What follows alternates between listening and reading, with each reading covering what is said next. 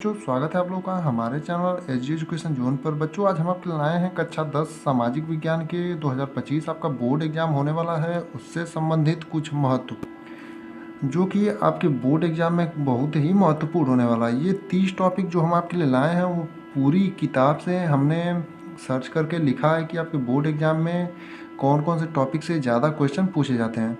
बच्चों अगर ये वीडियो आपको अच्छा लगे तो इसे लाइक करें और चैनल को सब्सक्राइब करें और अपने दोस्तों के साथ शेयर करना ना भूलें। आइए देखते हैं वो कौन कौन से 30 टॉपिक हैं जो कि आपके बोर्ड एग्जाम 2025 के लिए सामाजिक विज्ञान जो कक्षा 10 का है उसके लिए बहुत ही महत्वपूर्ण होने वाले हैं। इसमें जो पहला हमारा टॉपिक है वो है जर्मनी का एकीकरण, यानी जर्मनी का एकीकरण जो आपका टॉपिक है ये बहुत ही महत्वपूर्ण है। इसे आप लोग ध्यान से और गौर से देख लीजिएगा। बच्चों इसे जितने टॉपिक हम लिखवा रहे हैं इसे आप लोग अपने कॉपी में नोट कर लीजिएगा ताकि आगे आप लोग, अभी बहुत समय आपके पास 6 महीने 7 महीने, फरवरी में लगभग एग्ज़ाम होगा आपका, तो आप लोग उसे अच्छे से पढ़ सकें। दूसरा जो हमारा टॉपिक है वो है 1789 फ्रांसीसी क्रांति का कारण तथा प्रभाव, यानी 1789 की जो फ्रांसीसी क्रांति है उसके कारण तथा प्रभाव से संबंधित क्वेश्चन आ सकते हैं। तीसरा जो टॉपिक है वो है इटली का एकीकरण, यानी तीसरी जो हमारी सबसे महत्वपूर्ण टॉपिक है वो है इटली के एकीकरण से, यानी इटली के एकीकरण से संबंधित क्वेश्चन आपसे पूछे जा सकते हैं। चौथा जो हमारा महत्वपूर्ण टॉपिक है वो है महात्मा गांधी द्वारा चलाया गया असहयोग आंदोलन कारण तथा अर्थ, यानी महात्मा गांधी द्वारा जो असहयोग आंदोलन चलाया गया था उसके कारण तथा आंदोलन का जो कारण था तथा उसका अर्थ, यानी कि उसके बारे में आपको लिखने से संबंधित क्वेश्चन पूछे जा सकते हैं। पांचवा क्वेश्चन जो हमारा है वो भी महात्मा गांधी के सत्याग्रह पर एक निबंध लिखिए, यानी महात्मा गांधी जी के सत्याग्रह पर एक निबंध लिखिए, यानी महात्मा गांधी के सत्याग्रह से ही संबंधित है। पांचवा जो हमारा टॉपिक है वो भी महात्मा गांधी के सत्याग्रह से ही संबंधित, यानी आपका जो महात्मा गांधी के बारे में जो चैप्टर में सत्याग्रह वाले टॉपिक हैं उन्हें आप लोग अच्छे से पढ़ जाइएगा। छठा जो टॉपिक है वो है महामंदी के कारणों को लिखिए, यानी महामंदी के जो कारण हैं उनके बारे में आपको बताना रहेगा। सातवां जो हमारा इम्पोर्टेंट टॉपिक है वो है 19वीं शताब्दी में अंतर्राष्ट्रीय अर्थशास्त्रियों द्वारा बताए गए 3 प्रकार के प्रवाह की व्याख्या, यानी 19वीं शताब्दी में जो अंतर्राष्ट्रीय अर्थशास्त्री थे उनके द्वारा बताए गए 3 प्रकार के प्रवाह की व्याख्या हमारा सातवां जो महत्वपूर्ण टॉपिक है ये।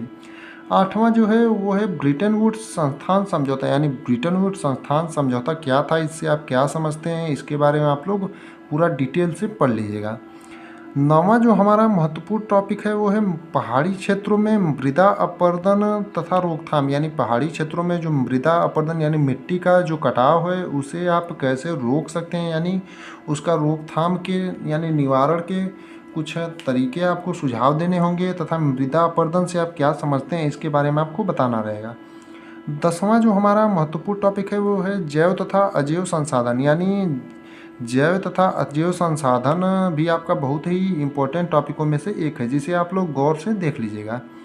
11वां जो टॉपिक है वो है जैव विविधता का क्या महत्व है, यानी कि जैव विविधता का आपके पर्यावरण में क्या महत्व है उसको बारे में आपको लिखना रहेगा। 12वां जो है मृदा अपरदन क्या है कारण बताइए, यानी मिट्टी का कटाव क्या होता है, यानी मृदा का अपरदन जिसे पूछ सकता है, मिट्टी का कटाव या सॉइल इरोजन कहते हैं, वो क्या है इसके कारण बताइए, यानी किन किन कारणों से मृदा अपरदन होता है और इसके रोकथाम भी पूछ सकता है। यानी मृदा अपरदन की टॉपिक आपकी बहुत इंपॉर्टेंट है क्योंकि पहाड़ी क्षेत्रों में भी मृदा अपरदन से संबंधित टॉपिक हमने बताया, मृदा अपरदन भी बताया, यानी एक ही टॉपिक में दोनों आप लोग चाहेंगे तो ख़त्म कर जाएंगे। 13वीं जो टॉपिक है वो है 3 राज्यों के नाम जहाँ काली मृदा पाई जाती है, यानी 3 ऐसे राज्यों के नाम जहाँ काली मृदा पाई जाती है और कौन सी फसल उगाई जाती है और वहाँ पर कौन सी फसल उगाई जाती है उसके बारे में आपको बताना रहेगा। यानी कि 13वीं टॉपिक जो है वो काली मृदा संबंधित है और 3 राज्यों के नाम बताना है आपको और वहाँ पर कौन सी फसल उगाई जाती है इसको आपको बताना रहेगा। 14वां जो है वो है बहुउद्देशीय परियोजना के लाभ तथा हानि, यानी बहुउद्देशीय परियोजना जो है उसके लाभ तथा हानि के बारे में आपको बताना रहेगा। ये टॉपिक भी आपको पढ़ लेना है अच्छे से। 15वां जो हमारा टॉपिक है वो भारतीय कृषि की कोई 3 विशेषताएं, यानी भारतीय कृषि की 3 विशेषताएं कोई आपको बताना रहेगा, इससे संबंधित टॉपिक के बारे में आप लोग पढ़ लीजिएगा।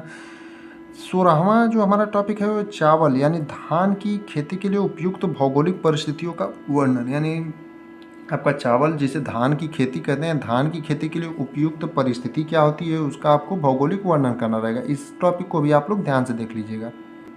17वां जो हमारा इम्पोर्टेंट टॉपिक है वो है परंपरागत तथा गैर परंपरागत ऊर्जा संसाधन, यानी परंपरागत और गैर परंपरागत ऊर्जा संसाधन के बारे में आपको पूछेगा। यानी उसमें अंतर भी पूछ सकता है, यानी पूछ सकता है परंपरागत तथा गैर परंपरागत संसाधन, ऊर्जा संसाधन क्या होते हैं, इससे संबंधित आपसे क्वेश्चन पूछे जा सकते हैं। इस टॉपिक को भी आप लोग ध्यान से पढ़ लीजिएगा। 18वां और बहुत ही महत्वपूर्ण, यहाँ से ये डायरेक्ट क्वेश्चन बन जाता है, कृषि की 3 प्रमुख समस्याओं का वर्णन कीजिए, यानी 3 विशेषताओं का या समस्याओं का वर्णन एज ए डायरेक्ट क्वेश्चन आपसे बन जाते हैं। ये बहुत ही इंपॉर्टेंट टॉपिकों में से एक है, यहाँ से डायरेक्ट क्वेश्चन पूछ लिए जाते हैं आपसे हर साल। लगभग एक रिपीटेटेड क्वेश्चन कृषि की 3 प्रमुख समस्याओं या 3 प्रमुख विशेषताओं के बारे में पूछता है। यानी कि 18वीं जो टॉपिक है, कृषि की 3 प्रमुख समस्याओं का वर्णन उल्लेख कीजिए, उसे आप लोग ध्यान से देखिएगा।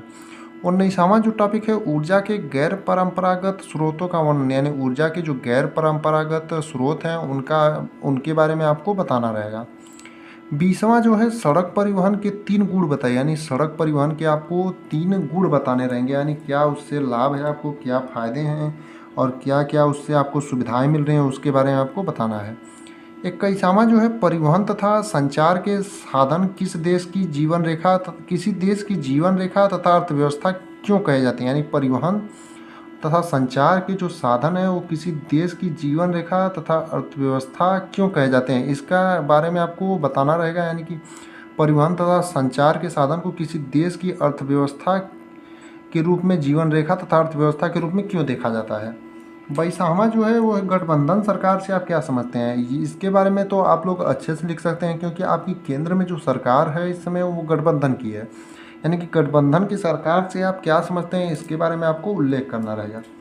23वां जो है वो ये है कि संघवाद क्या है, इसकी प्रमुख विशेषताएं लिखिए, यानी संघवाद क्या होता है और इसकी प्रमुख विशेषताएं। यानी 23वां टॉपिक आपको संघवाद के बारे में पढ़ना है।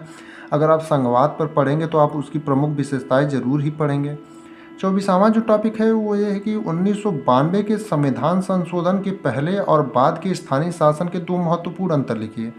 यानी कि 1992 का जो संविधान संशोधन हुआ था उसके पहले और बाद के जो स्थानीय शासन थे उनके बीच में 2 अंतर लिखना है, यानी पहले का शासन कैसा था और बाद का शासन कैसा था। 25वां जो हमारा टॉपिक है वो है, भारत की विधायिकाओं के में महिलाओं के प्रतिनिधित्व की स्थिति क्या है, यानी भारत की जो विधायिका हैं उसमें महिलाओं के प्रतिनिधित्व की स्थिति क्या है, उसके बारे में आपको पूछा जा सकता है। 26वां जो हमारा टॉपिक है वो ये है कि बताइए कि भारत में किस तरह अभी भी जातिगत असमानताएं हैं, यानी कि भारत में अभी भी प्रेजेंट टाइम में अभी भी जातिगत असमानताएं किस प्रकार से अभी भी उपस्थित हैं, इसके बारे में आपको वर्णन करना रहेगा और इसके क्या प्रभाव हैं वो भी आपको वर्णन करना रहेगा। 27वां है, संगठित कार्य से आप क्या समझते हैं, यानी संगठित कार्य क्या होता है उससे आप क्या समझते हैं, इसके बारे में बताइए। इस टॉपिक को आप लोग, संगठित कार्य से संबंधित टॉपिक को आप लोग पढ़ लीजिएगा। 28वां है, लोकत्व या लोकतंत्र किस तरह उत्तरदायी, जिम्मेदार और वैध सरकार का गठन करता है, यानी लोकतंत्र जो है किस तरह उत्तरदायी, जिम्मेदार और वैध जो सरकार है उसका गठन करता है, यानी लोकतंत्र में आपका सरकार के गठन के बारे में आप लोगों को पढ़ना रहेगा।